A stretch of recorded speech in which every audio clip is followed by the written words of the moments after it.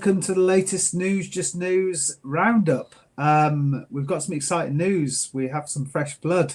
We have a new face joining us this week. Welcome, Anna Ferraz. Hello. I'm excited to be here. We all know who Anna is, but the people watching this don't. So, Anna, just tell us a little bit about yourself. What do you write about on News? Where are you based, and what have you done to join this gang? You're in the elite. You must have done something good to get that status. I sure hope so. Well, I'm from Cape Town, and I did a placement with Simon at Zip Media, and I'm now working on the freelance team, and I've joined just very recently, beginning of December, so I'm a baby here. I joined to sub, pub, and write for News Just News, and I'm thoroughly enjoying it and super excited to be here. Everyone here is really cool, so looking forward to it. Brilliant. Well, welcome to the team. Everyone knows Adam and Lucia, and we're here to talk about the website. The website is full of loads of articles, loads of content. We cover loads of different topics: sport, entertainment, science. We get into it, but really, this video is more about the cool stuff, the fun stuff, the quirky stuff, and what's happening in entertainment, Netflix, movies, music, and then other bits that Adam likes to wheedle out from the corners of the internet that we don't look in. But we're going to go mainstream to kick off with, and we're going to kick off with you, Lucia. We're going to go with Quentin Tarantino, the legend that is Tarantino. He's got some beef with an actor, right? I mean, where did this come from? Yeah, this week he's been in the news, but not maybe for the reasons that he wanted to. So what's happened is he was a guest at the Bret Easton Ellis podcast. Bret Easton Ellis obviously being the writer of American Psycho. And he was there to discuss his 10 favorite movies of the century. And when he got to number 5, he mentioned Paul Thomas Anderson's There Will Be Blood from 2007. Obviously an amazing movie. If you haven't seen it, watch it. It's amazing. And the main character of that movie, the main actor, the protagonist, was Daniel Day-Lewis, who also, if I'm not wrong, won an Oscar for that role. And his counterpart in the movie was Paul Dano, who played the pastor, and he played this very subtle yet complicated characters. He was an ambitious guy, but also kind of mischievous. And yeah, Quentin Tarantino did not like that performance, and he said during the podcast that he thought he was he gave a non-entity performance. He thought he was a weak actor and an interesting guy, and he even defined him the worst actor in the Screen Actors Guild. So he did not like him, and obviously, when I wrote the article, which you can find on the website, that was just I think the day after, a couple of days after that happened. And since then, obviously I've been on the internet and I've seen loads of people speaking up in defense of Paul Dano and just, saying really bad things about Quentin Tarantino instead. Loads of people, spoke up and said Dano is actually a really amazing actor, which we know he is. And but it's been featured by a lot of news outlets because obviously it was a really big news, and usually you don't really see, a director trashing an actor that way. So, yeah. Yeah, this did come out of the blue a little bit, and I'm not sure that I agree with Tarantino. I think it's a brilliant film. I quite like Paul Dano. Anna, you're an actress. What will Paul Dano be thinking about this? It seems like a pretty unprecedented attack on him, but will he be bothered? I mean, he doesn't seem that kind of actor that would be bothered. He's, what's your take on it? I mean, I think in the industry, you're always going to face people like this, and with such a big name, Tarantino saying that kind of thing, it definitely does set a precedent. But of all the support I've seen, I mean, we've seen support from Reese Witherspoon, Alec Baldwin, all over. If anything, I think it's actually benefited him because people are standing up and saying, actually, that's not true. He's brilliant. And I mean, myself, I've been now looking at his movies and his films, and he is brilliant. He's an incredible actor, and everyone can have their own opinion and we'll respect it, but any publicity, in my opinion, is good publicity. It's hard not to know these days, isn't it, Adam, whether people are saying things just to get a rise, to get a reaction. Because, we know Tarantino's pretty forthright in his views and stuff, but, it seemed pretty like a really attack. He called him weak sauce, a weak sister. I'm just like, what was your take on it, Adam? It seemed a bit uncalled for, I think. Yeah, it's you can say, oh, I didn't think he was very good in that movie, but then to go in so hard is just, like, what's the point? I mean, but then there's also, I mean, as Lucia was saying, if it's sort of a complex character and maybe a bit more of a subtle character, sometimes people can just mistake that for bad acting when really, you hate the character, and so, there might be a bit of that at play where, maybe he was that good that he can't see past those subtleties and stuff. I mean, you'd hope so, considering, but you never know. I mean, let's just caveat this. Tarantino is an absolute legend, and I love him and I love his films. But his number one film was Black Hawk Down, and I like an action movie. But come on, maybe he's losing the plot a little bit. We all get old, and we all, but maybe he's moving the plot. We're going to stay on movies now, and we're going to go with a piece that you've written, Anna. This is a piece that I've got some pretty controversial views on, so I'm looking forward to getting stuck into. It's this whole live action remake stuff. There's another one. We've had a slew of them, haven't we? We've had loads of them, and it seems like they've done well, so they're now revisiting the book. And what's the next one? What's the next cab on the rank then, Anna? Yeah, so we've got we all know and love it, the 2010 film Tangled. So after Snow White, that didn't go too well, the live action. And after that, there were rumors about the Tangled live action coming through. They kind of stopped with early production and thoughts on that after Snow White came out because they thought, maybe not. But when you look back at it, there's been some really successful live action films. I mean, what have we had? Gosh, the list goes on and on. Like, Aladdin, actually, Little Mermaid. there you go. So many. And this, I mean, Tangled is such a fan favorite. And one of the most controversial things going on at the moment is the casting.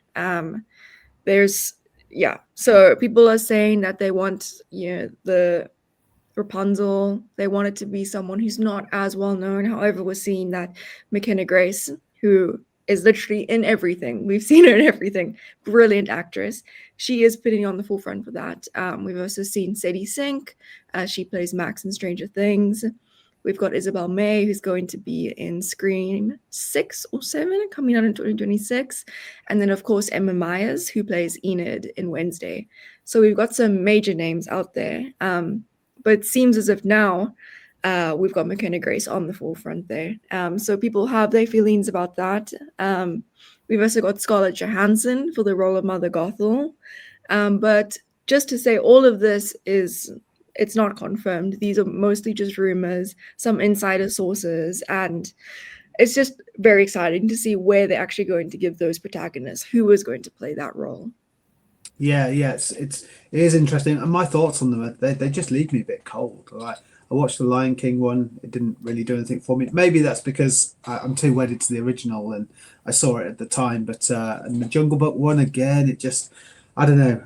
It gets me frustrated when Hollywood can't come up with original ideas. Yeah. I'm like just going back over things. I get it. But what's your take, Lucia, on these live actions? Are you a fan of them? And no, I agree with you. It's kind of frustrating because of the lack of new ideas. And also, I feel like if the original was an animated movie, I'd rather, still have the animated version of it, because if you have then a remake, it'll probably be 90% CGI, which I don't particularly appreciate. For example, the Lion King one was, sorry to say, but I haven't seen it, but just the idea of it was kind of useless to me, because it's literally just talking animals, and it'll be not the same thing as watching the animated version of it. So yeah, I agree with you. Yeah, I'm torn. Again, when it comes to Avatar, I watched the first one. I love the first one. The second one I couldn't get through. I'm like enough with watching the computer game. And I don't know if that's me, but I'm kind of, we talk about this, people wanting to return to listening to vinyl records and not having perfection. I'm definitely drawn more to a film that's just a good script and good acting. Where's your head at with this, Adam? What do you like when you go to the cinema? Yeah, well, I completely agree with these, the idea of like live action remakes, but then it's just 100% CGI. It's basically just a reanimation of it, so it is just a bit silly. But I think we've said this before, where everyone is sort of in agreement of, we don't like these films, we want new ideas, but then all of the new ideas flop, and all of the rehashes tend to do really well at the box office. So it's like we're sort of to blame there as well. Yeah, it's a tricky one, and it's a tough one, because the original Tangled took nearly $600 million at the box office, so they know they're going to be a bit of a banger. But we need, I think we need the movie system to be a bit brave, and to factor in that some aren't going to be hits, but they're going to be phenomenal. One battle after another. Lucia, you've done a piece on that. That I'm desperate to see that at the cinema. It's getting really good traction. Anna, have any of you seen that yet or not? Not yet.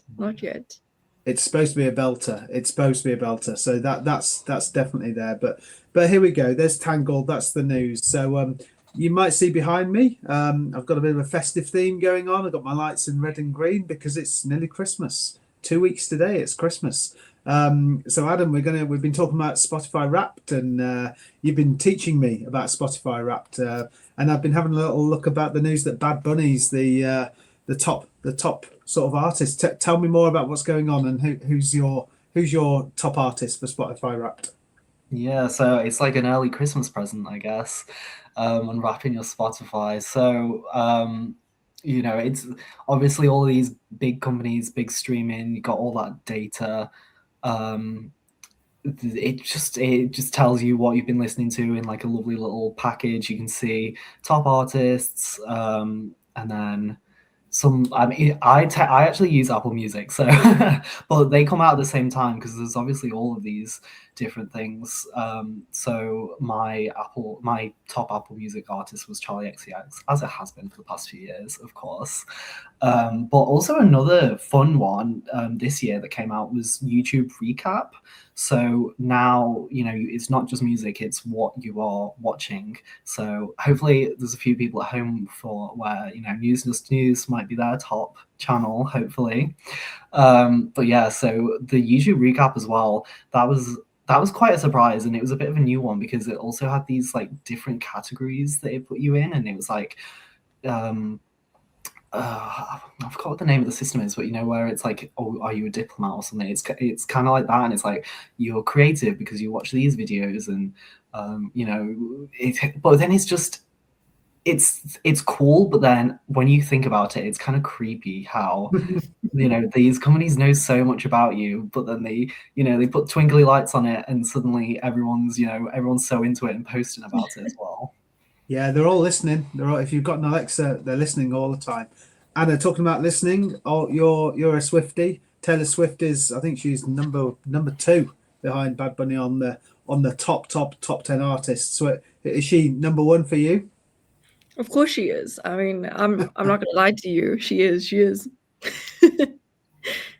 yeah, and I think it's great. And I love Spotify Wrapped because it doesn't only just give you your stats, it gives you other things. Adam, like you were saying with YouTube, it kind of gives you a club and what kind of club you're in with your music, and it kind of brings you this whole idea of being that big fan. I mean, if you're in the top 0.1% of Taylor Swift fans, yes, successful. I think it kind of encourages listeners to listen more, because we look forward to that Wrapped at the end of the year.